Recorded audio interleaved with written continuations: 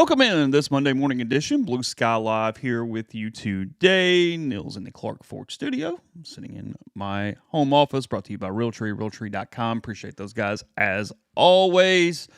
Ole Miss baseball struggles over the weekend, losing 2 out of 3 in Houston, falling 6-5 to Baylor in 10 innings on Friday, beating up on a pretty bad Ohio State team, 8-0 on Saturday, and then no showing in a lot of ways against Coastal Carolina on Sunday, 9-2.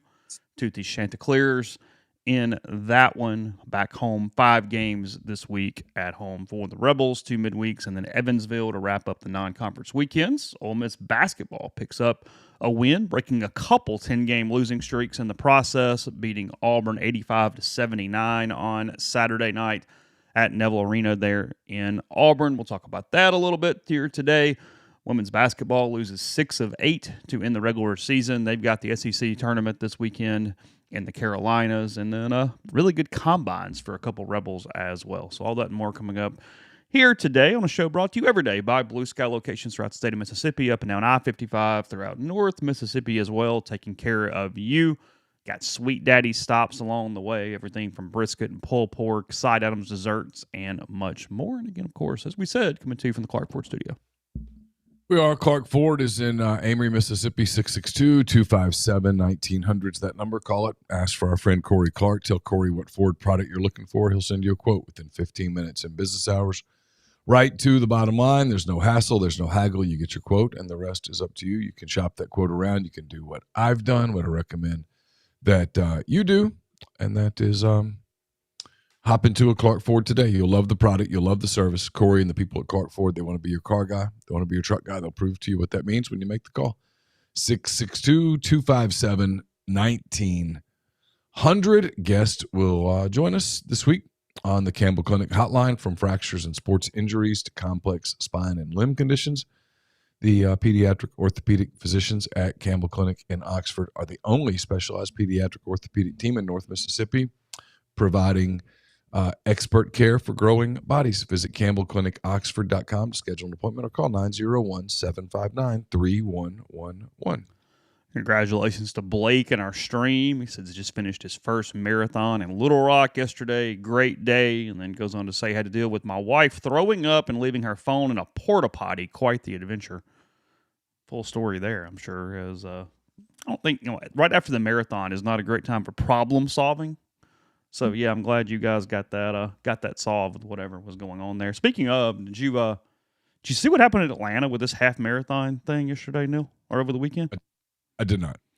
So this is, talk about an injustice. The level of pissed here I would be, and anybody who's even run a fun run will get the way this works. So they had the United States Half Marathon Championships in Atlanta on over the weekend. I think Saturday. If it was Sunday, whatever. No, it was Sunday. Sorry. You qualify. You win national championship. Huge deal. Biggest one in the country. All that stuff. You qualify for the world championships. And the leaders in any race, this goes for cycling, running, or anything, they follow sort of a pace car, if you will. There's some sort of vehicle that's out there in front and is leading the way and whatnot. So I'll just read the deal here for you. Jess McClain was having a perfect Sunday in Atlanta, leading the U.S. Half Marathon Championships with less than 2 miles to go. A win would have delivered a national title, automatic qualification for the World Championships, and $20,000. Instead, the lead vehicle in front of her veered off course. McClain and 2 others followed before course correcting, though it was too late. She finished 9th, and the United States Distance Federation or whatever denied her appeal. So the freaking event went the wrong direction on the course, and she finished 9th. Somebody who was in 4th ended up winning the $20,000 and the automatic movement into the World Championships. Oh, it sucks. That sucks. The level of suck. It makes, if you're in that realm, that is your life. That's what you're building toward. The goals, the whole deal. Holy crap! Yeah, they essentially said it's not our fault. It was the race that screwed up. So, peace.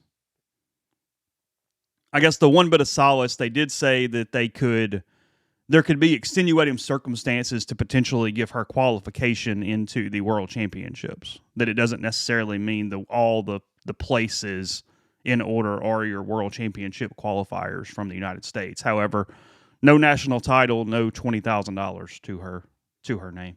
So, yeah, it feels like letting her advance would be the least you could do. The humane thing. Yes. Yep. Yeah. Sucks. Sucks. I don't really have there's not a lot to say. Just that sucks. Yeah. As the social media has been really fun to kind of watch a little bit there on that. Dorset's grounds for a lawsuit. I mean, I don't know if you have. I'm sure you signed some waivers and stuff as far as a lawsuit stands to go, but yeah, really, it blows. There's no doubt about that. Glad I did not watch or look at the social media on that. Yeah, it was not nice. It was pretty rough. I just stumbled upon it for some reason. I don't even know how I got there. I guess algorithms and whatnot, but social media is a cancer. I saw that Big Ben said, another post that 1 year people ran Boston Marathon qualifying times, but they were invalid because the course was 500 feet short of a marathon when it was re-looked at or whatever to give qualification into Boston. Atlanta Marathon, he said same thing happened also in Atlanta. Wow. Also, apparently they had a similar issue in the national 5K championships last year as well. So Atlanta seems to be excellent at running these national races. I mean, here's a thought: we could just put them somewhere else. I mean, just kind of shooting from the hip a little bit as we're having this conversation this morning. Might be an Atlanta problem at this point. It might be. Yes, Hayden, that is staying on topic. She should just file an injunction. You're exactly right. That is the play this morning. If you are whatever her name is there in the Peach State. Really good day. We'll go here and then we'll get into some of the team stuff. Really good week for two Rebels at the NFL Combine over the last few days. Deshaun Stribling, he ran a 4.36 40-yard dash, and at his size, that'll make him some money here coming up in the draft. And he probably underrated after the season that he had. He was absolutely Ole Miss's best receiver down the stretch. Some huge plays, including the very notable one there against Georgia in the Sugar Bowl. And he's gonna get paid. He had a 9.88 RAS, which is a relative athletic score where they try to put everybody together in one pile and rate you over positions and years. And that comes out to be 47th overall out of the 3,844 wide receivers that have been tested from 1987 to 2026. So not bad company there for Deshaun Stribling. On top of that, they have to replace his leadership skills. Yeah. He was one of the leaders of that team on a team. He talked about it earlier in the week about all the distractions that team faced and the kind of the way that they approached it. And he was, I think, one of the, whether it was vocal or not, I think he was one of the guys who set an example. I've heard that from multiple people inside the program. It's kind of starting in December after Lane had left for LSU. That was that Stribling was one of the guys that a lot of players looked up to, emulated.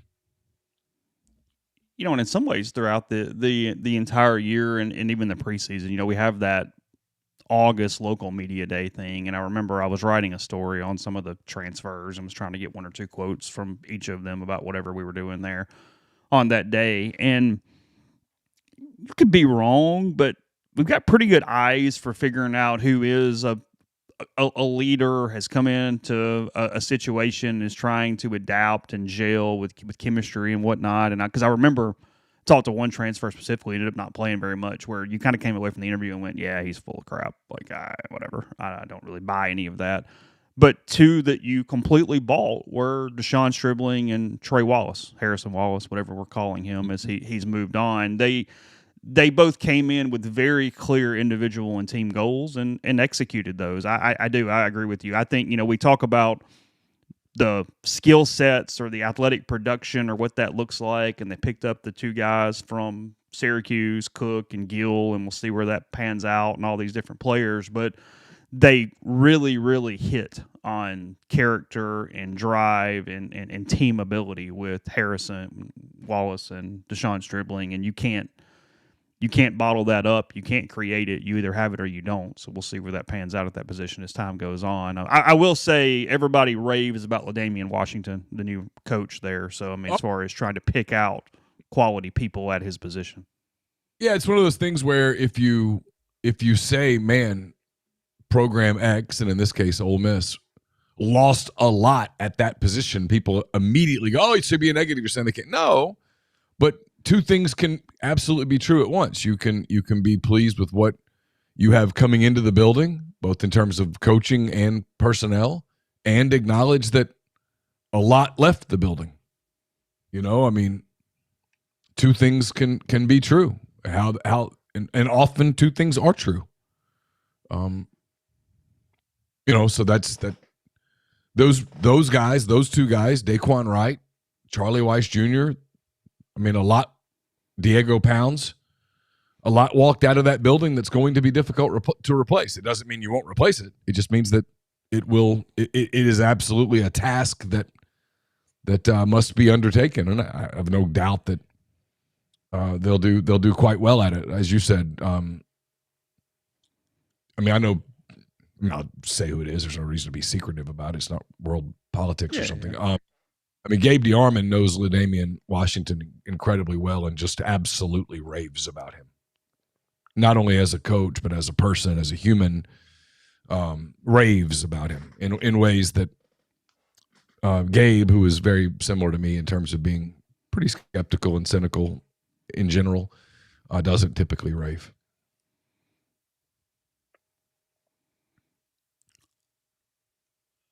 Diego Pounds, also kind of curious to see where his draft stock ends up being. He played a really good left tackle for Ole Miss this year. What he's asked to do, where he ends up being projected, but he also had a hell of a relative athletic score, 9.5, which is 77th out of 1,520 offensive tackles from 1987 to 2026. I thought he had a great season. He did. Now, I thought a bunch of guys had great seasons. I thought Patrick Kutas, Bryson Sanders, some of those guys had great seasons too. I mean, there's some guys that are coming back that form the nucleus of which has a chance to be a very good offensive line. But look, replacing Diego will be another, like, you know, whenever spring starts, I think it's about 3 weeks from today is when it starts. But when it starts, I mean, you know, replacing Diego's contributions at tackle is going to be a critical box to check if you're going to get back to where you were. Well, it's the box to check, because if you told me to dissect their roster right now, left tackle is the problem. I mean, it is the biggest question mark on this team going into the spring. There is not a left tackle on the team who played left tackle at a competitive level a year ago, and you didn't go out and get one. It's you know, there's talk about Kern, and there's talk about where this guy ends up or this guy ends up or what you're doing. But no, I mean, there is not even someone to put in where you go, hey, if he just did this at another place, what he did at another place, or this works, or all things like that, it doesn't. No, it's a huge question mark as we head into the spring. It's huge. I would say they if what I've heard is correct, they paid Kern money that typically would go for a starting tackle. Mm-hmm. There was competition for him. You had to pay premium prices to get him. So, you know, that will be one to watch for sure. You know, because he, like you said, he hasn't played left tackle at this level, and I don't know that he will, but I would assume, given the price tag, that he's going to get a crack at it. And that will be absolutely something to watch, no doubt. Yeah, in a perfect world, he plays right tackle, but that might not be the perfect world that they are in for 2026. So we'll see. And I mean, as people said there, Chambliss helps out his tackles a lot with the way he evades pressure and moves and things. You would be much more concerned if you had a more drop back passer type playing quarterback from your tackle position. So he does help that out in a number of ways. The other football topic from the weekend, and we reported late last week. First, Patrick Toney headed to the Atlanta Falcons to be a defensive pass assistant, I believe is the correct term that we're using there. Defensive passing game coordinator. Okay, close enough. He got a there that will help him from an NFL standpoint moving forward. So a great era there with Patrick Toney in Oxford for the month or so. Everybody keeps do what? Did not give up a single point. Did not give up a single yard. Really remarkable. They never allowed anything during the Patrick Toney era. It proves to you that replacing him at that level is going to be almost impossible. There's just literally no way that you're going to be able to bring in anyone, I don't care who is going to be more stingy in terms of points and yards allowed than Patrick Toney was during his time as Ole Miss's defensive coordinator. There's no way around it. So Ole Miss, and I have no idea if this is a one-for-one thing or if this was already happening anyway. You can have unlimited staff members, so the one-for-one thing does not really make sense anyway. But Lanier Goethe headed back to Oxford, the former Ole Miss Rebel. He's been in the NFL. He's been at Duke. He's been at a lot of different places over the course of his coaching tenure. He was most recently, I believe, a front four specialist coach with the Atlanta Falcons, if I have that correct in my head. There for Goethe, but he's coming in, and look, this is a legitimate question that I have, and I don't mean this sarcastically. I mean it seriously, because I understand what they're doing. They're giving titles and salaries, and they're making everybody have resumes that work inside this structure of how many staff members are on Division I staffs right now. But let me read through this real quick, because I think this is an interesting situation. Pete Golding, head coach. John David Baker, offensive coordinator. Joe Judge, head coach of the offense. Brian Brown, head coach of the defense. John Garrison, running game coordinator, offensive line coach. Frank Wilson, senior associate head coach. Randall Joyner, associate head coach. Again, there's like jokes to be made and things, and I don't mean it like that, but I do have the very real question. On a day-to-day level, what the hell does that mean? Like, do you know what I'm saying? Like, I don't really, because look, it was a very legitimate question. I had a friend yesterday go, okay, so with Toney gone, like, what does that mean? And I'm like, well, I don't know, because they have a head coach of the defense. Pete's going to still call the plays. Like, Brian Brown did script work during the bowl season, and they're like, well, okay, so does the head coach of the defense run the meetings? I'm like, I don't know. I really don't understand logistically what a day-to-day situation looks like that. I have no idea. So I can't. I'm picturing Dwight Schrute right now. Assistant to the general manager, not assistant general manager. And then when they had the competition to have Dwight's assistant, and Dwight won the competition to be his own assistant. Yeah. I don't know, man. I mean,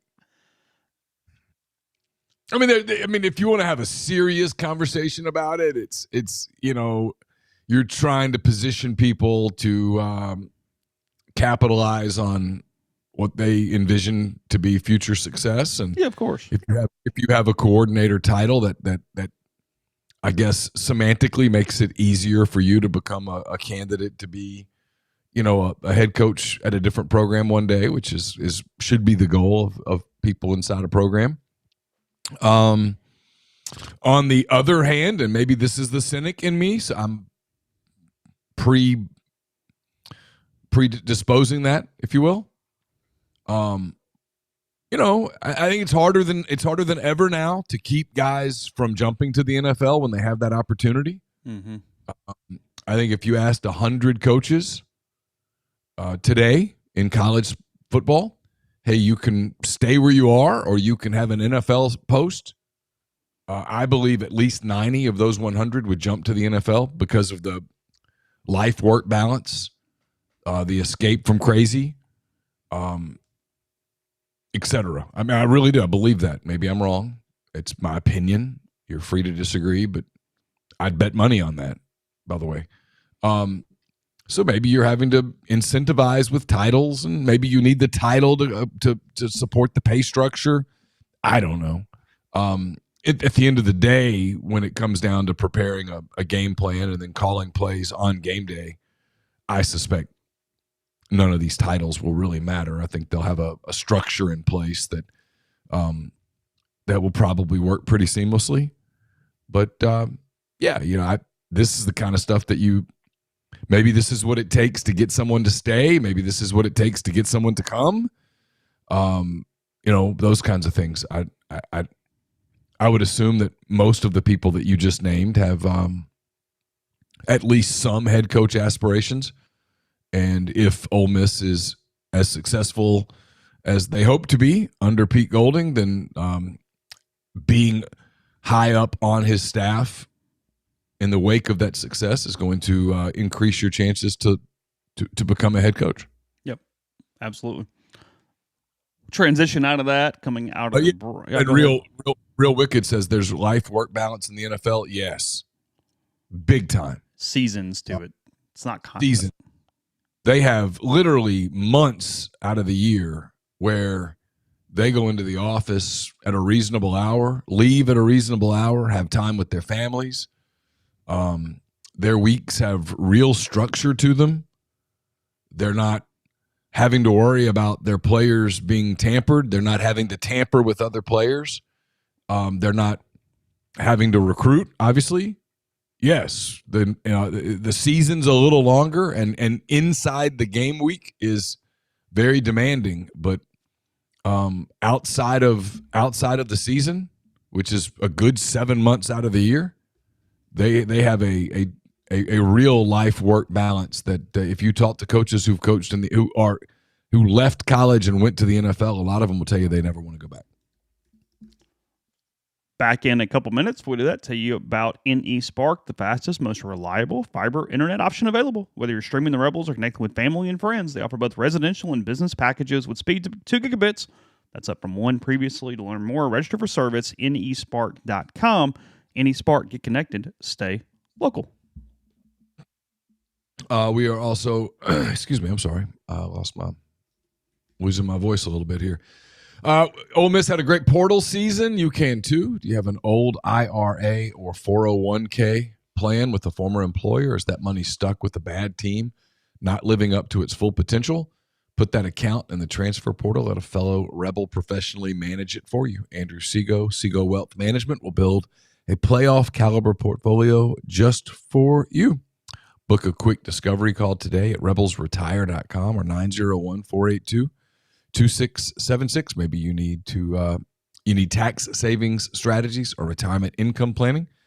That's what they do every day. So give them a call. It's 901-482-2676 or book a discovery call online at rebelsretire.com. I'll have a mailbag later this week. It'll be brought to you by Art Hayes, Sotheby's International Realty. Are you thinking of making a move? Put the power of Sotheby's to work for you. As a licensed agent with Sotheby's and a supporter of all things Ole Miss, Art can help you buy or sell in your hometown or anywhere in the world at no charge to you. Seriously. So call and ask Art how, 612-805-5929 or email art at arthur.hayes@lakesmn.com. I'll have a hand raise, guys, to you on Wednesday late afternoon, probably 5:30-ish is my guess. I'll be out of pocket on Thursday, so I'm going to knock this one out on Wednesday. Look forward to taking your calls. It'll be brought to you by Comer Heating and Air, Southern Air Conditioning and Heating, different names, same great people, products, and services. If you live in Oxford, Batesville, Tupelo, or the surrounding area, call Comer, 662-801-1777. If you live in Memphis, Hernando, South Haven, those areas, call Southern, 662-429-4429.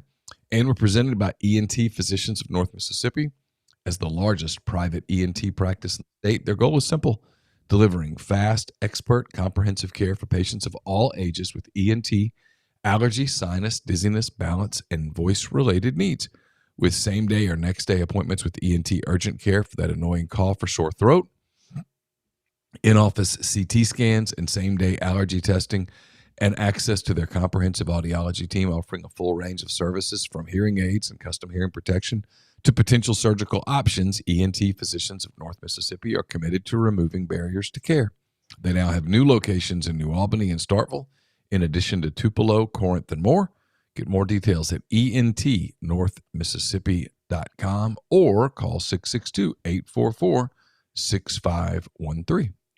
Does your home and auto insurance keep going up? With the folks at the firm, a proud Liberty Mutual and Safeco insurance agency partner. Take a look. Find them Ole Miss alum Brian Hayden. They service the entire Southeastern Conference. Let their team of licensed professionals review your insurance needs and put together coverages to protect you and your family without breaking the bank. Schedule a consultation at 662-236-1101 or email staff@thefirmsouth.com. Shift to real good Bruce's thoughts on Bruce Pearl saying undefeated Miami of Ohio should be left out at the NCAA tournament if they lose. I'm assuming you mean in their conference tournament. What's Bruce doing? He's been really hot takey lately. Is it for a purpose in some way or what? I feel like every time I see he said something, it's very odd. Not odd, but just kind of contrarian to be contrarian the last few weeks. You'll have to fill me in. I'm still learning life without social media in this field, and so I've missed that.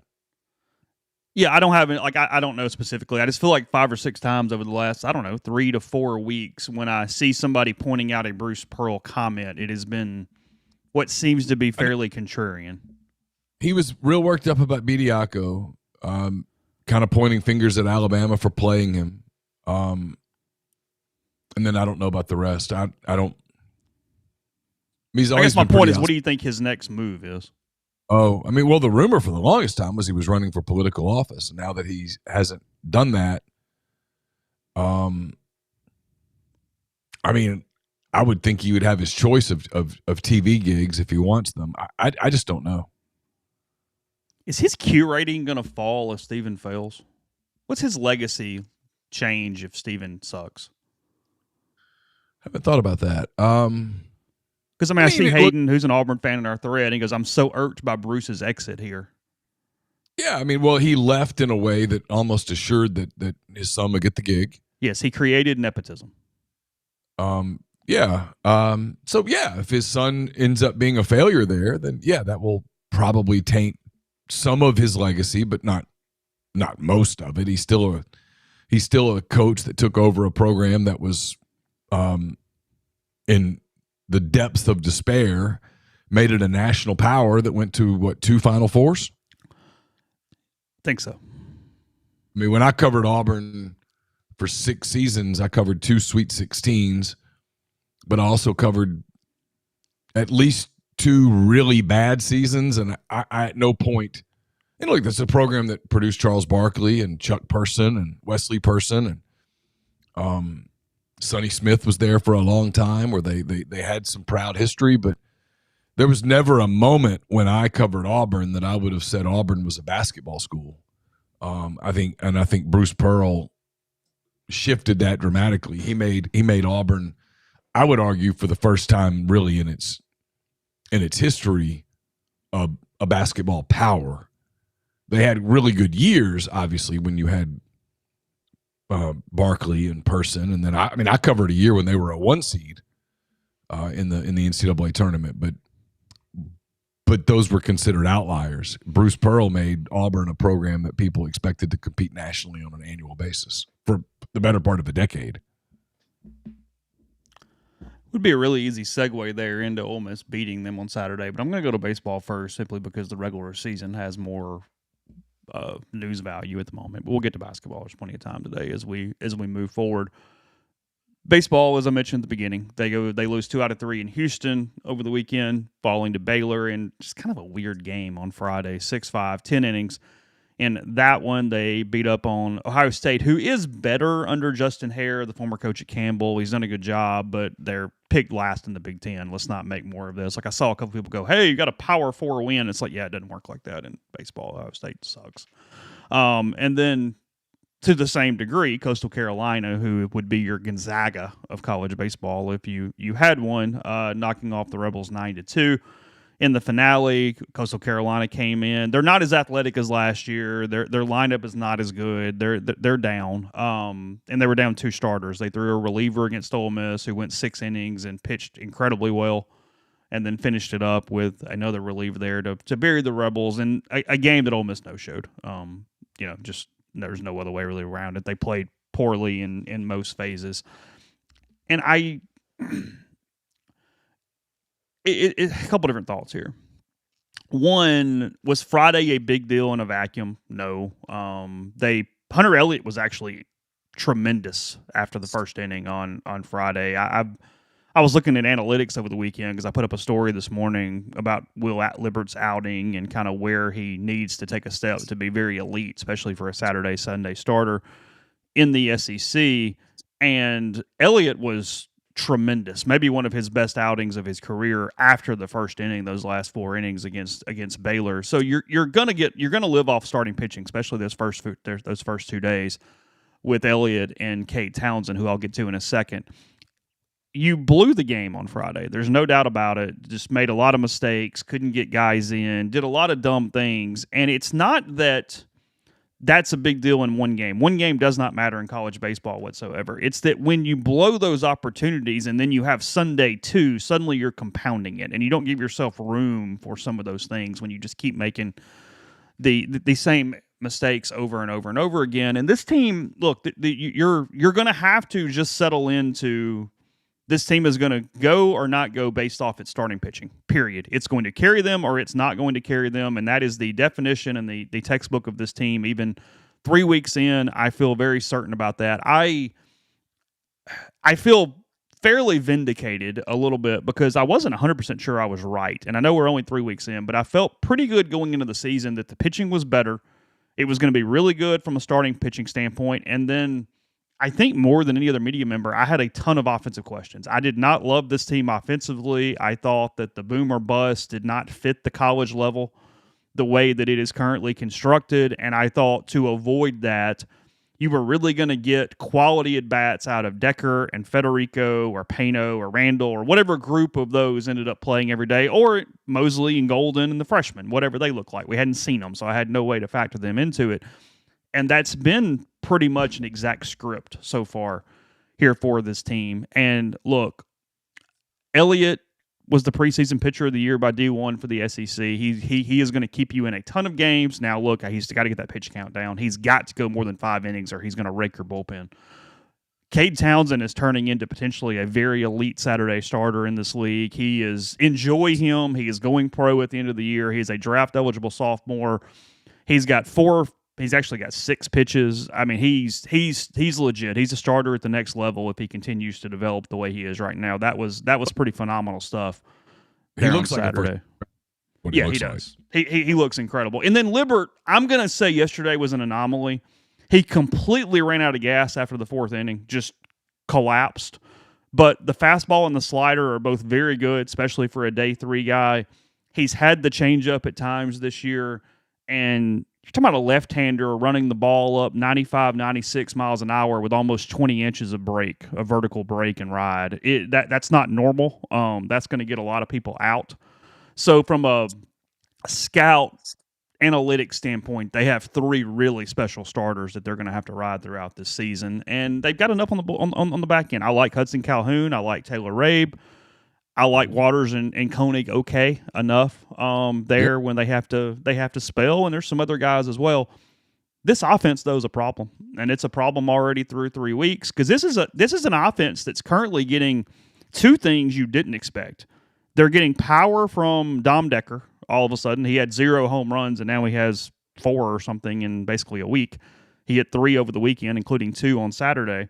And they're getting Tristan Bassetta looking like an All-American right now. And that was one of your question marks going in. And he has looked very solid and looks like a bounce-back year to 2024 when he was at Clemson. But their inability to, I know everybody hates when I use the term, move the baseball is very real right now. Last Sunday against Missouri State, they were 1 for 15 with runners in scoring position. That won the game because the one was Braden Randall getting a hit to walk it off there, 3-2. In that one, against Baylor, they were 0 for 13 with runners in scoring position on Friday night. even on the win over Ohio State, they hit 4 home runs, which accounted for 7 of the 8 runs that they scored against the Buckeyes. And then yesterday, 0 for 5 runners in scoring position, 2 for 11 with runners on base, and a lineup that just isn't making a lot of sense right now. These strikeouts are so plentiful. They are K-ing all over the place, and they're just not getting production from some of the places where you absolutely have to have it. Braden Randall right now hitting 216, a 534 OPS on base plus slugging for anybody not baseball centric in our stream. Daniel Pasella, the Illinois State transfer, it's really early, and he's one where psychology plays in because you can't just abandon him. It's way too early. And look, you're playing non-conference teams that he's made a living out of hitting over the course of his career. This is where he should be very comfortable against these kind of opponents. And he's pressing like crazy. He came in with a ton of expectations. He's one of the top 5 highest paid players on your team. He was a top-level transfer out of Illinois State. He's got 48, 49 career home runs. And right now, 143, 594 is his average and his OPS. That's not going to play.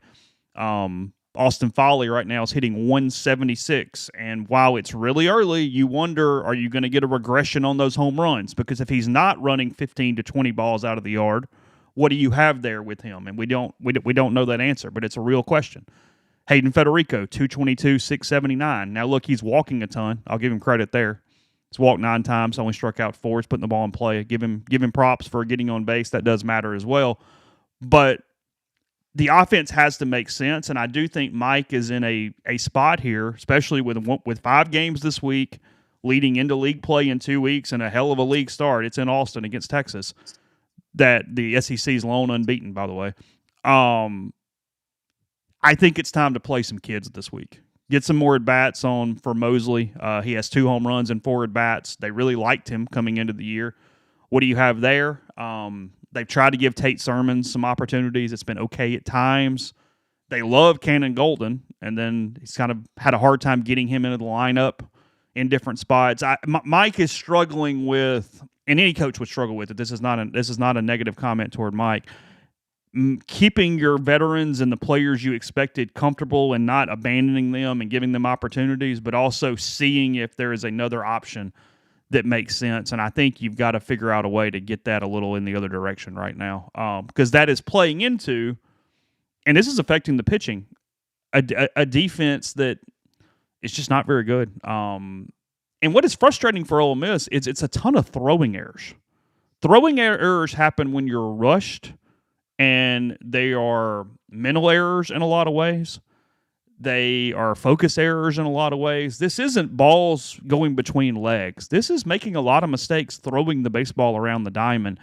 And this team is just simply not built to overcome those things. They have got to be better defensively. They've got to be better in the infield defensively. I think for the most part, they've been better in the outfield than I was anticipating. I expected worse outfield defense than they are getting. But no, there are reasons why if you wake me up and say this team's in a super and can win a game to get to Omaha, I go, yeah, because they're going to ride a pitching staff and they can run the ball out of the yard and it's an offensive lineup and all this stuff.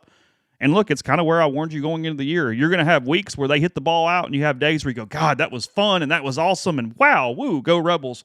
And then there's going to be days where they just suck offensively because they do not push the baseball around the diamond. And they've got to fix that a little bit. They've got to find 2 to 3 guys in this lineup that can give quality at-bats, walk, get hit by pitches, put the ball in play, do all the old school stuff, because you simply at the college level, I was talking to a guy that you and I know that really understands the pro game a ton yesterday, and he said, I just don't like this lineup because that 3 outcome thing works at the major league level because the defenses are so good. They don't make mistakes and they get to everything. But he goes, I just can't stand it at the college level because you're not allowing opponents to make those errors, make those mistakes, and just kind of get the momentum going a little bit. They are way too 3 outcome right now. I don't like it at all.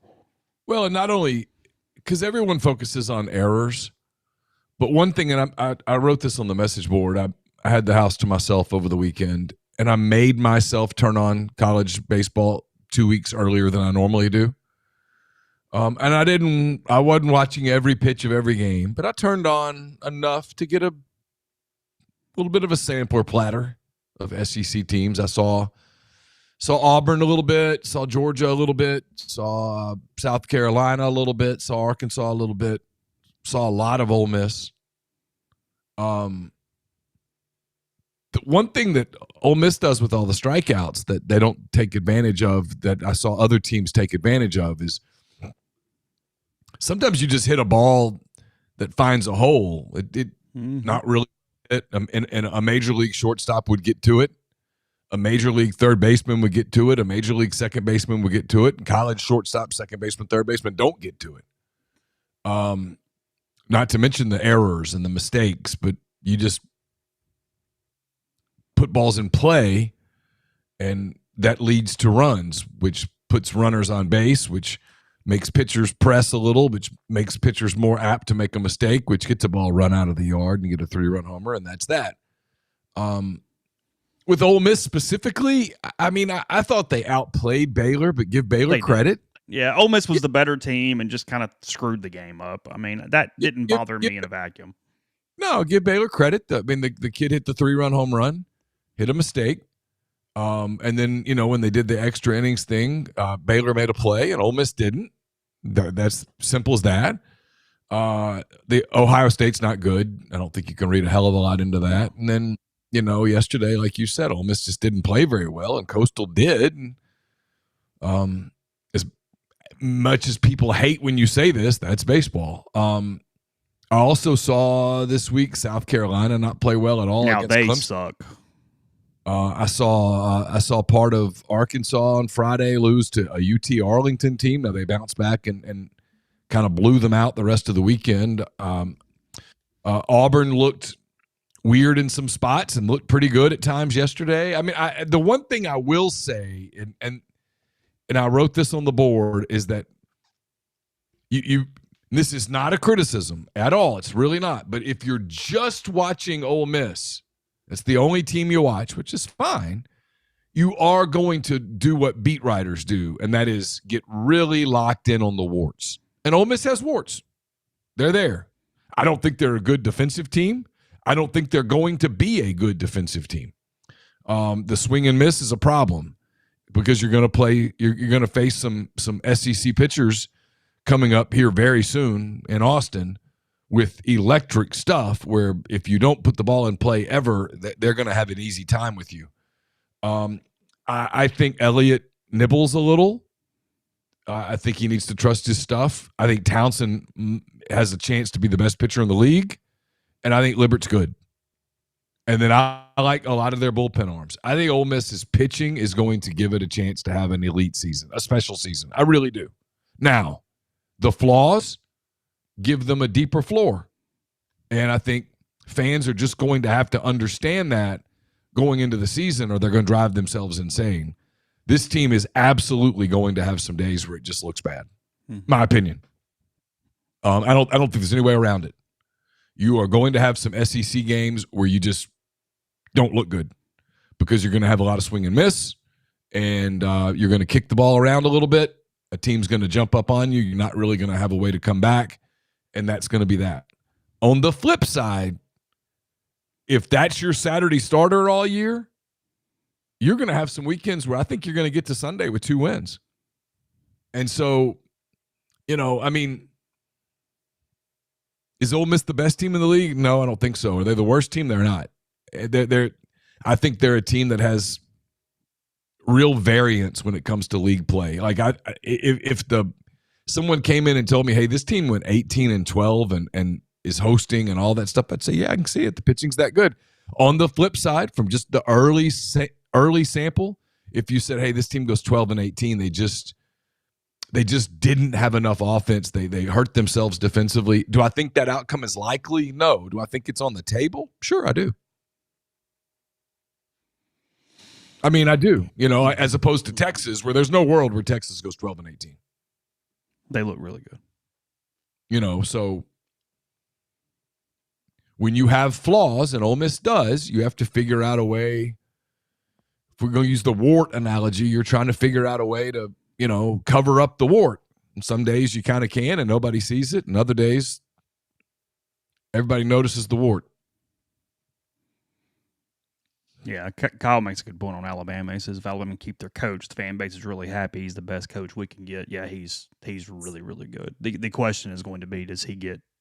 He is going to end up beyond you probably because Bama does not care a ton, and and by the way, excellent. I agree with both Wicked and Ginger in the stream where Wicked said Arkansas isn't great, LSU isn't great. I agree. Both of those teams, neither of those teams, at least early, look great. Now they both have really high ceilings because when they put it together, much like Ole Miss, when they put it together, they're really good.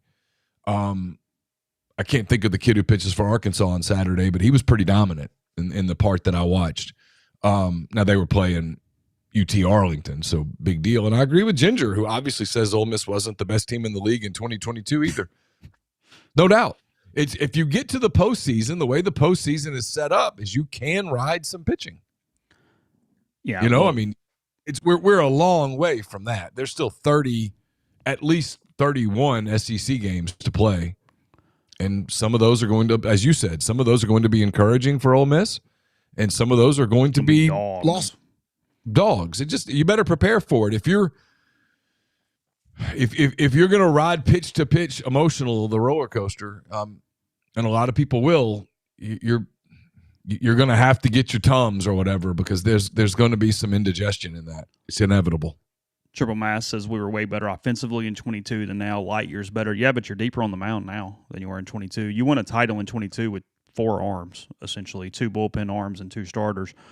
And yes, you were better offensively. You were old. You're all that stuff. But here's the other side of that coin: is Ole Miss won 43 games last year. This team's better on paper than last year's team because again, everybody keeps talking about shortstops, and I get Luke Chang played a lot, but his fielding percentage was exactly the same as Braden Randall's to this point. It's last year. I don't know the whole Brandon Randall thing. I don't know the kid, so this is not me defending some kid. I don't know him. I have no reason to think that I wouldn't like him if I met him, but I don't know him at all. Some of the whipping boy stuff on him is absurd. It's creating this thing where this was a really complicated, it's complicated, but there was no perfect answer. I mean, again, I'm going to do this one more time. We'll go to a break. We'll come back with basketball. Is Ole Miss decided that the transfer portal did not have an option that made sense when you were putting the entire roster together for the 2026 season. There weren't a lot of shortstops that came out. There's a lot of reasons for that. One of those is that teams paid their best player. Well, a lot of times shortstops are their best player. So teams found a way to keep that guy at a lot of schools more than in past years. So your options of portal available shortstops was very low. Supply and demand, the prices got outrageous. So sure, because you have gone and paid one like hell, yeah, sure. But okay. And baseball players, Chase, this is going to be something we're going to have to talk about, and it's not going to be the most politically correct thing to say, but baseball players are going to be more inclined to stay where they are than players in other sports. Yes. And let's say you could have gotten one of them, and you're going to do it from a price standpoint, because I know pretty much how much everybody on Ole Miss's roster is making. Way more than we understand that in other sports. And to get one of those shortstops, there were a few, 2, 3. Let's say, number one, they wanted you over wherever they ended up going, but let's say the price was the price. You would be giving up Libert, for sure. You would be giving up the Pacella you expected to get. Again, maybe they made an evaluation error, but the Pacella you were expecting. And then probably Decker. It would have taken those 3 not on your roster right now, period, to grab a shortstop. And you've got Pano on a 2-year contract, which created some issues as well. Again, you can blame them last year for putting Pano on a 2-year contract if you would like. But when he came in, it was their expectation he was the starting shortstop, and that they thought they were even going to get a bargain by keeping him on that deal for 2 years because of what we're saying with the prices on shortstops being moving forward. So that's how we got there. It's not an excuse, but it is absolutely the lay of the land and the decision they had to make as they were moving into that part of roster management and roster construction for this season. So we'll hit basketball in a minute. Before we do that, we'll tell you about Horn Legend, hornlegend.com. Your sports shirts, your pullovers, your quarter zips, got tons of hoodie options available there for you with Horn Legend, the Diamond Elite collections. It's baseball season, and they got a ton of baseball-specific items from multiple schools. We got Arkansas fans, Missouri fans, Auburn fans in our stream. They can hook you up there as well. Tons of options for those teams. Again, that's hornlegend.com. Click the drop down, choose MPW Digital, and how you heard about them. We would appreciate that. Hornlegend.com. We're presented by Arnett's Fine Jewelry. It's a fourth-generation jeweler located in the old Lamons building, North Lamar Avenue in Oxford. They offer expert jewelry repair, all the diamond engagement rings, wedding bands, everything else that you could be looking for. For gift giving, you have birthdays, graduations right around the corner, anniversaries, and more. Arnett's, they want to be your jeweler. Got home baseball, 5 games this weekend. SEC, two SEC home games in basketball. So a lot of need for gear, and the College Corner has you taken care of. More than 4,000 square feet of the best Rebel gear in Oxford. You don't have to fight the traffic on the square or Jackson Avenue either. You can just go to their new location at the Oxford Commons, right across from the secret Chick-fil-A. You get plenty of parking. Their staff's going to have you in and out on your way to the Grove, on your way to the Swayze, I should say, not the Grove. I guess you could go to the Grove if you want to. No one's stopping you. All the brands you're looking for: Nike, Horn Legend, Champion, Antigua, just to name a few. It's collegecornerstore.com. And if you're heading out into the outfield, of course, you're going to need some refreshment. Can't recommend more highly than I do Coors. Since its inception in 1873, Coors Banquet's been brewed in the same tradition of the original 150-year-old recipe. Banquet's crafted with 100% Rocky Mountain water. So when you're enjoying a banquet, you are drinking history. I'm going to tape a mind on my money here in about 41 minutes with Martin Palomo. That's brought to you by Argent Wealth. Argent, based in Ridgeland, Mississippi. They've got clients in more than 20 states.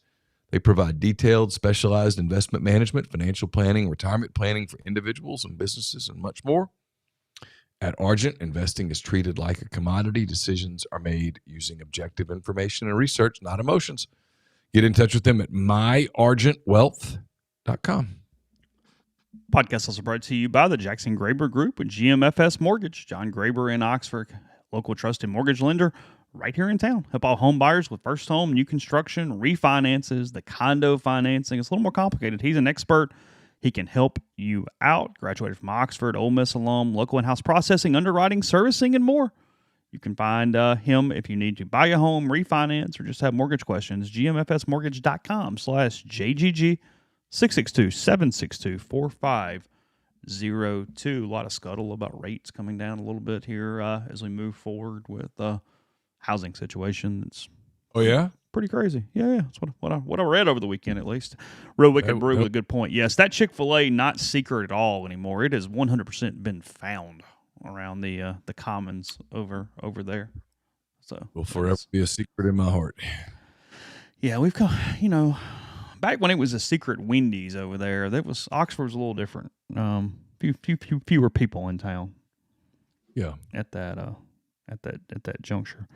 Ole Miss has officially announced its spring football schedule now. Okay. Oh, no, never mind. I'm wrong. They have not. I read an email incorrectly. We still believe it starts March 23rd and ends April 30th, but nothing official. So, sorry. Last thing on baseball before I switch over, I lied, is that, yes, the extra innings rule that they did, that Major League Baseball implements as well during the regular season, it was put into college baseball as an option in 2023, but no one uses it at all. So this tournament decided to just trying to stay on schedule. I did not notice any other tournaments this preseason using it. I know they don't in Arlington, some other stops along the way.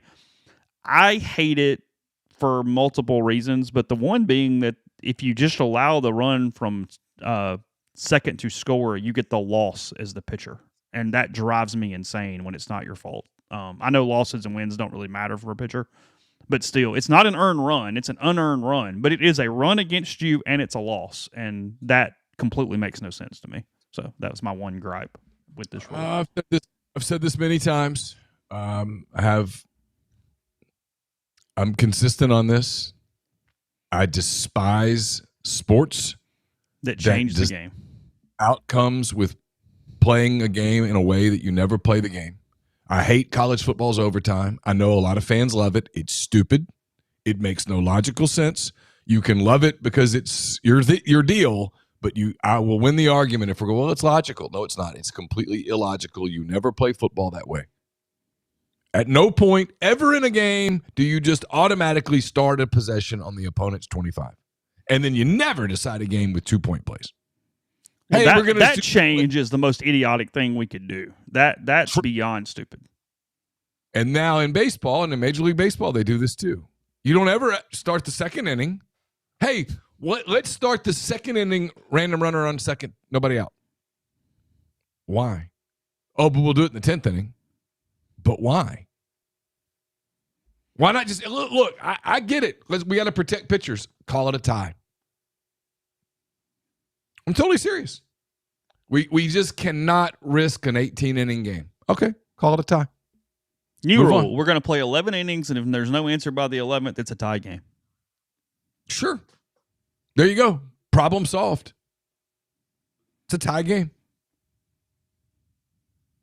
And then like Major League Baseball, they do this in the regular season. So there's a world where game 162 decides a division, and you play it one way, but 2 days later in a divisional series game, nope, now we don't do that anymore. That is idiotic. I'll give basketball credit. They play 5 extra minutes of basketball. It's not a free throw competition. They start it the way that it would be the equivalent to basketball going, all right, well, we've played 48 minutes or 40 minutes, so now we're going to play horse. It might be the only sport that plays the complete normal game. I think it is. Like hockey. The hockey Olympics the other day was 3-on-3, and I was like, wait, what are we doing? Soccer shootouts. How exciting it was. Yeah, in soccer they'll play overtimes, and then they go, okay, well, we can't decide it. We're going to play a shootout. Well, why didn't you just do a shootout at the very beginning? Could have saved everybody 2.5 hours. And they go, well, it's exciting. Okay, well, then do it at the beginning and let it be exciting.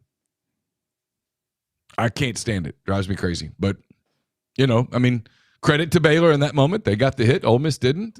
You know what I'd like for soccer? I think it'd be neat. Maybe hockey would do this too if they did. Does hockey still do shootouts ever? Yeah. Just the playoffs or period. Yeah. Here's a wrinkle. Do the shootout in soccer before the game, and if the overtime runs out, that's the team that wins. Change the way you played the last 5 minutes overtime. Oh, yeah, maybe so. You lose if you don't win. We've already done the shootout. Play at the beginning. We get a shootout every game. People love shootouts. Yeah. Just take the 10 minutes. Be quick. Yeah, maybe so. If you make me the basketball commissioner, it's one of my implementations. Eliminate gimmicks and just play. Yeah, I hated the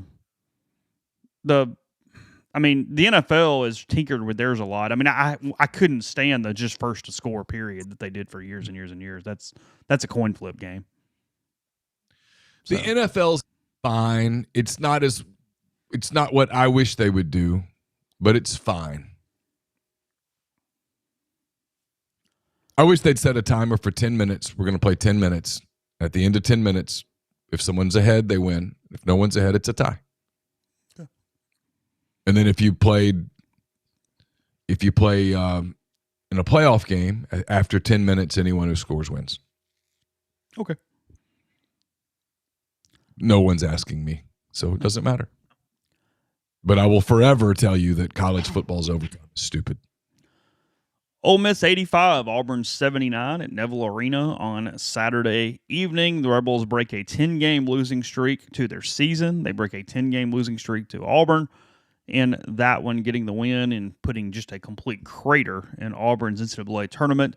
Hopes that they had to whatever level going into the game. Patton Peekins, 26 points. A.J. Storr, 26 points. The Rebels hit a good number from 3. They shoot 40% from three-point range, 10 of 25. The stats back up that they pulled off the win. They did well in the paint, kept rebounds fairly close over the course of the game. Only had 9 turnovers, forced 14. I would assume that it was a huge sigh of relief, Neil, and to just simply get off the snide, get a little happy feeling in a locker room for a team that, again, they don't win, but they haven't quit, and they did pull off a nice effort. And you saw them for the first time in a long time make more winning plays there in that final 4 to 6 minutes. Final 3 minutes. Yeah, Auburn cut a 12-point lead to 2, and I thought, well, here we go again.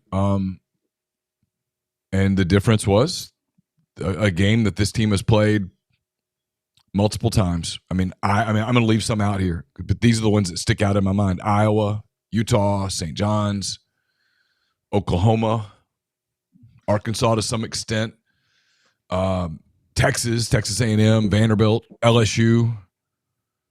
Probably forgetting one, but games that they played that were like this that they lost. On Saturday, they made the plays. Cameron hit a big three.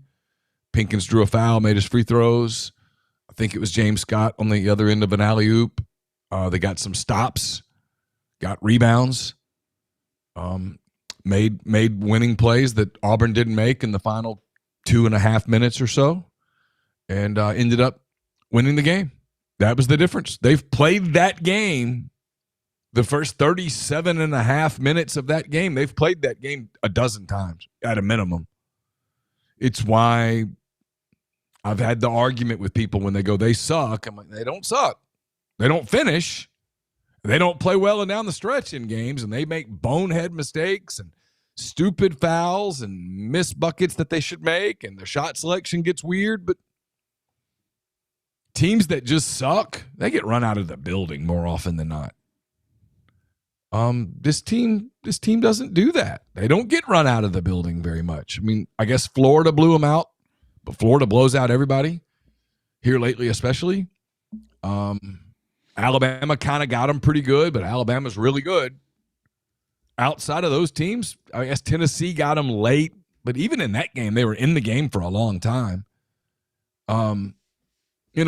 That Saturday they made plays that if they'd made some of those plays earlier in the year, we'd probably be having a different conversation right now. Yeah, I mean it's really that simple. I mean, some of the proof of concept, if you go and look at the LSU game before they blew it in the last 3 minutes when they blew a 7-point lead, over the last week against LSU and Auburn, there was some, this is what they had in mind with Scott and with Corin Johnson playing pretty well in the minutes that he was on the floor and letting Cameron be more creative off the ball at times.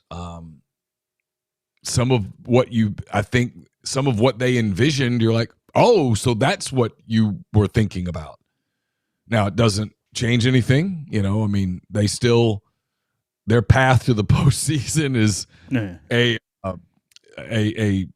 5-day, 5-game roll through the SEC in Nashville is unrealistic, to put it nicely.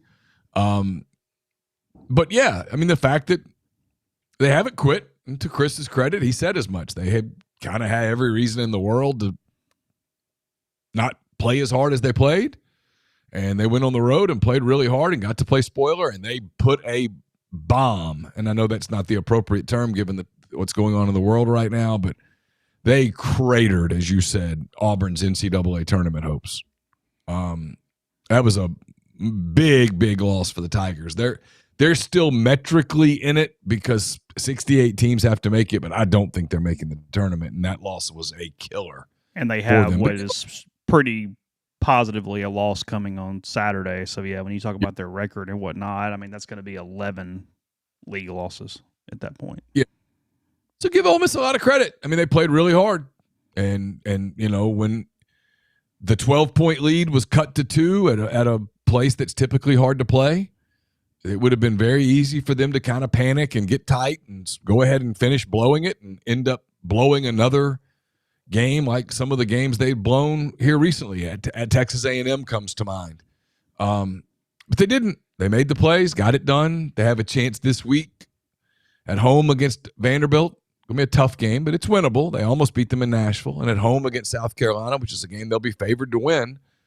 they've got a chance to go into the tournament with a little momentum and feeling good about themselves. And at least you kind of put yourself in the best possible spot to try to make a impossible run. That's all that's left. But at least that's better than getting to Nashville on a 14-game losing streak where you have no momentum at all. If you did, again, they've got a long way to go. It was one win after they lost 10, but let's say they did have a 2-0 week. How high? Can they? What are they, like 14th max in the league? That would put them at 6 wins. Well, no, they're right? 14th right now. Yeah, but that would put them at 6 SEC wins. I guess they would have a puncher's chance of passing State. And maybe even Oklahoma. Yeah, Oklahoma's playing a little better. I don't know who they have the last week of the season, but they finished with Texas. I don't know who they have. And Oklahoma beat Ole Miss. Yeah. So they have a tiebreaker problem. Again, this is completely irrelevant. I was just curious. I haven't even looked at it. Is it still just the first 4 teams on opening night? No. It's 8 teams on Wednesday. Okay, got it. So if you're the 9, you play the 16. That's right. I remember that now. That's right. Okay. Then 5 through 8 play on Thursday. 1 through 4 still get the double bye to Friday. Okay. Sounds good.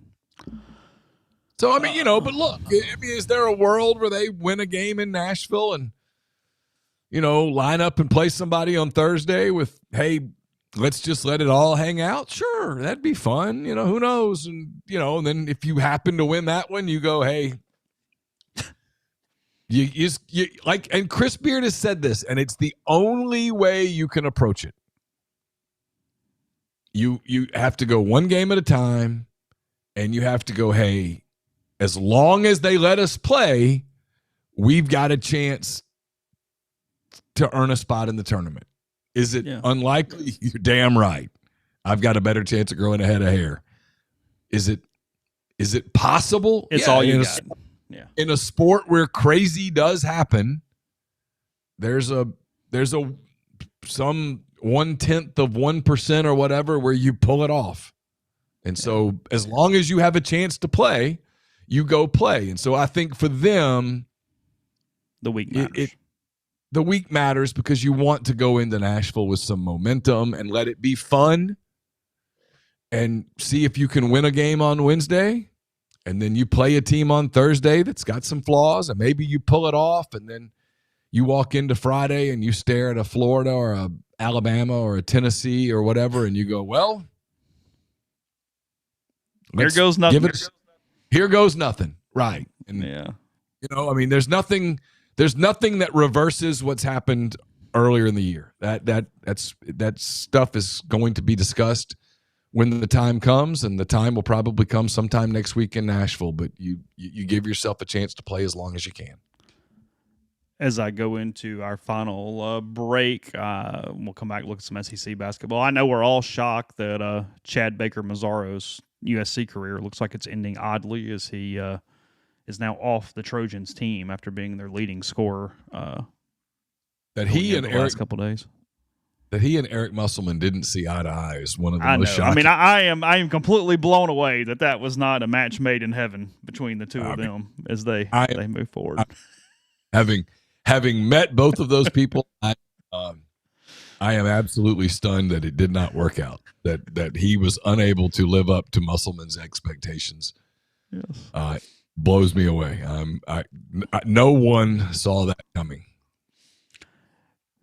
Tell you quickly about Chicory Market. ChicoryMarket.com is the website. Chicory Market located right there on North Lamar, Midtown Shopping Center in Oxford. Everything from dry goods to meats to great produce, fruits, vegetables. A lot of different options available from them. They got new specials every single month. The prices keep getting better as well, and a lot of specialty items that are not available anywhere else in town. And they have a new lunch menu. They're doing great catering. They're doing great lunch options right there at their deli counter located at Chicory Market. Pick it up. You can take it with you. You can eat it right there in the atrium.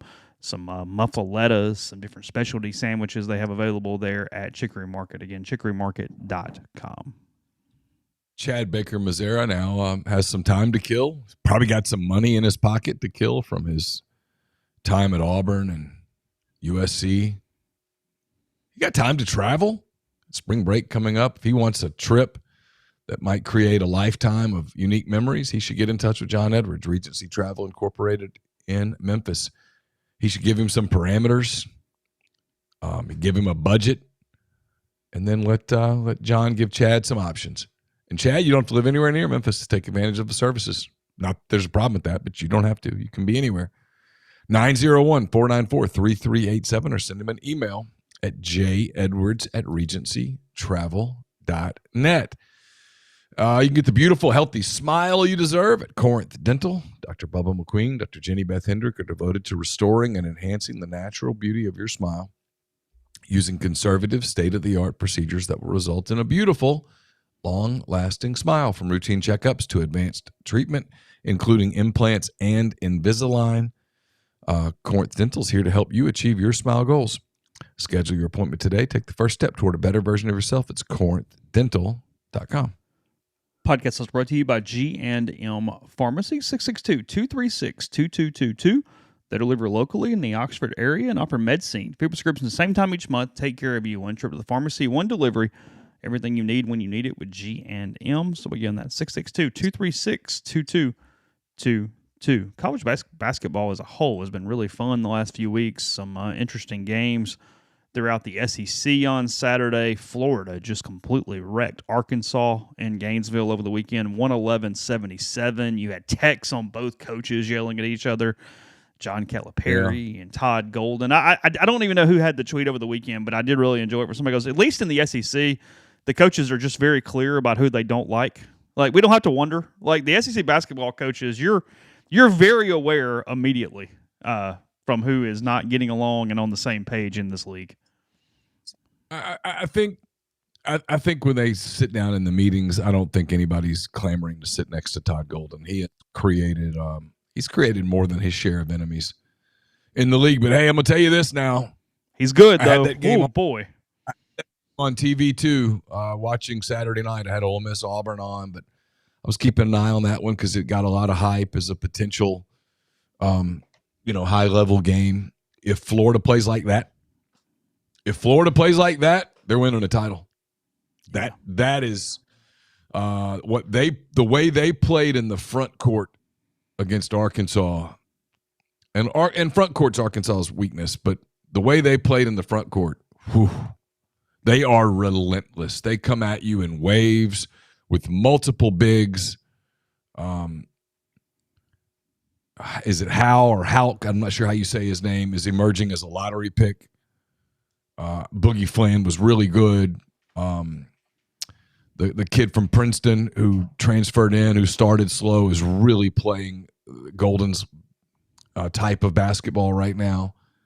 They're good. They're really good. They're, to me, the only team in the country that I think could play with them on a night where they played that well is Duke. Yeah, you kind of have a quartet right now with Duke, Florida, Michigan, and Arizona that to some degree have separated. And Michigan had a big injury. Oh, did they? I didn't see this. Yeah, okay. they lost a key player. I like Michigan. They're good. I think Duke's better. I think Florida's better. I think Florida would be able to neutralize Lindenberg in a big tournament game. Arizona's really good. Big 12's really good. Those Big 12 teams are going to come out very battle tested. Yeah, when they get into the tournament. But I thought Saturday. I'm sure Arkansas fans were very disheartened, and they probably should be. But nobody was beating Florida in Gainesville. You didn't have at Florida as one of your necessary wins when you were looking at the schedule. So no matter what the score was, it counts the same. It'll be all right. They were special. One hell of a comeback in Knoxville for Alabama. They were down 40-28 at the break. Were getting completely dictated by the Volunteers. They outscored them 43-29 in the second half to win 71-69. Bama now 12-4 in the SEC. Tennessee 10-6. You got 25 from Reitzel on Saturday for the Crimson Tide. So big win for them. Kentucky handled Vanderbilt pretty effortlessly on Saturday. They were up by 15 at the break. Good. Yeah, it looked really good the whole way. I know we've done a lot of Pope stuff and Kentucky stuff, but Kentucky looked at the part pretty much all day Saturday against a good Vanderbilt team. Mississippi State is on quit watch. They have gotten popped multiple times in their past few games, and they get beat by 24 in Starkville to Missouri on Saturday. Nobody had a better week than Missouri, getting a big win in the midweek and then winning on Saturday in a needed capacity. They are now 10-6 in the SEC. They're in 88-64 over the Bulldogs. They're definitely in. They're playing for seed now. They get can't remember who they get on midweek. Oklahoma. And then they play Arkansas at home on Saturday. They've got to win over Florida, which looks better and better and better on their resume. Missouri's a team. If you told me they lost in the first round, I'm not stunned. But if you told me Missouri got to the Sweet 16 and made some noise, I buy it. They don't have a super talented roster, but they have a roster that fits. And then Mitchell's a really good player who can carry you on a given day. If they get the right kind of draw, they're dangerous. Georgia had to have it, got it. They're now 8-8 in the league after an 87-68 win over South Carolina. Carolina 3-13 in the SEC, and big win for Texas on the road. They go into College Station, dominate the second half, and win 76-70 over the Aggies. Texas now 9-7 in the SEC, 18-11 overall. A&M 19-10, 9-7. Yeah, Texas has quietly had a pretty good month. Mm-hmm. A&M has pretty loudly had a pretty bad month. Yeah, Texas is fine. They're in. And A&M's probably in. But I'd be a little nervous if I were them. I'd be a little. I'd want to have at least a week that I have a pulse. Yeah. Oklahoma gets a win among the cellar dwellers. They're 5-11 now in the SEC over LSU in Baton Rouge, 83-67 on Saturday to close that up. So. Let's see. What I said about them all year, they're better than their record. You are what you are. I get it, but I've watched them a few times. I've never thought they were just some terrible team. They just haven't gotten it done in a league where only a couple of teams are quote bad. Really, only South Carolina's bad. They're the only team in the league that's kind of incapable of doing anything against you. Everybody else at least has a pulse, and if you don't play well on a given day, you can get beat. And that's happened to Oklahoma a lot, kind of like it happened to Ole Miss. Texas A&M probably should try to find a way to beat Kentucky at home on Tuesday night. That's my recommendation for the Aggies. Who do they play Saturday? Let's see. Saturday, they're at LSU. Oh, better win that one. Yeah. Cruel and unusual punishment is the Mississippi State Bulldogs having to go to Gainesville on Wednesday night. Won't be a lot of energy there for Mississippi State in that one. Won't have a hell of a lot of energy either. They used a lot of it on Saturday, and they celebrated a championship and all that stuff. But they're pretty relentless right now. They did not lose in the month of February, and they might not lose in the month of March either. Duke destroyed a pretty good Virginia team on Saturday, 77-51 at Cameron. Duke's the real deal. Arizona popped Kansas 84-61, even with Peterson playing well. He had 24, but Arizona dominated that game. And then in a battle of really good Big 12 teams, Texas Tech goes on the road and beats Iowa State 82-73 there in Ames. Yeah. So just a few from around the league. St. Mary's, by the way, who we saw in the exhibition, they have had a hell of a year. They're 27-4 and beat Gonzaga on Saturday. I'm not surprised. They were really good that day in October. They were good. Scrolling through, that's about it from around the league. Ole Miss women yesterday, they gave up 23 points in the first quarter. Peyton was there, coverage Rebel 24/7 for that one. Ended up getting beat. They closed the gap to 2 or 3 or something with about 3 minutes left. I had it on. I actually thought they were going to come back and win, and they just made 0 plays down the stretch. Ended up getting beat by 8 or something like that in the game. It has been several weeks to forget for them. They went from 100% in contention and kind of having a host spot They've lost 6 of their last 8 to close the regular season. They are the 7 seed in the SEC tournament. They finished 8-8 in the league, I believe, is where that ended up as they head to the Carolinas now for the winner of A&M and somebody. I'm sorry, it's in the story at Rebels 24/7, but I do not remember off the top of my head who they get in the first round. Maybe Auburn. Maybe it's the winner of A&M and Auburn in that game. Do what? Probably A&M. Yeah. A&M is actually playing well. They've won a few. They're trying to get in some semblance of NCAA contention. I saw Bracketology. I think it's Charlie Krim who does the women's for ESPN. He had them a 5 or a 6 seed. 5 felt really generous. I would assume 6-7 is the line they ended up being on, something along that line. The Athletic as well, I had it up. They had them as a 6 seed. This is not possible because I don't think conferences can play each other in the first round. They actually had them matched up with Mississippi State in the first round, but I don't think that's even legal. So, yeah, I wouldn't think though. That would shock me. That would get some headlines. But it had them in a quad with Ole Miss, Mississippi State, Duke, and McNeese. So it would be in Durham against the Lady Bulldogs. I mean, Blue Devils. I can do that. Yeah, I don't think they can do that. I know. I said 6-7. You guys shut up. I hate that thing. I can't stand it. 6-7. I apologize. Yes. Whatever. Is that not over yet? Are we still doing it? Man, I don't.